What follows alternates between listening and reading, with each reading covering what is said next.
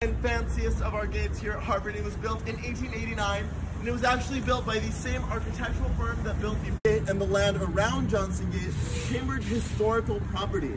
As you can see why thousands of tourists every day stop right here where you are standing to take pictures of and with the John Harvard statue.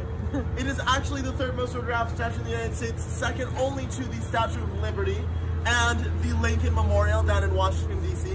Now, the man who carved the Lincoln Memorial, John Harvard, founder, 1638.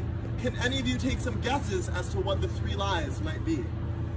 He's not the founder. He wasn't the founder, exactly. It wasn't 1638. Yes, it was in 1638. Very nice. You all get an A+ in history.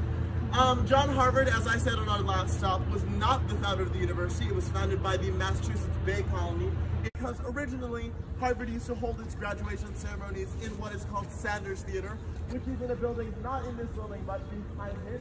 And Sanders Theater is the anniversary of Harvard College. And now, many, many years later, this is still home to two of the largest gatherings of Harvard students every single year. The story of the Harry Elkins Widener Memorial Library, I will tell you, this is the longest story on our tour today, so zip up your jackets, pull down your hats, and settle in for a little bit of a long one.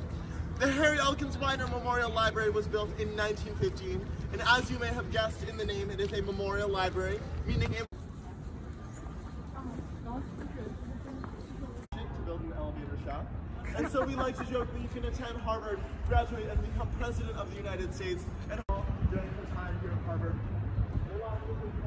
Very slow to get to the Harvard Square station as you're entering the exit.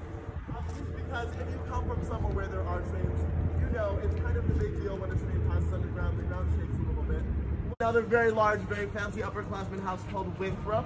Winthrop is where Mark Zuckerberg lived during his time at Harvard before he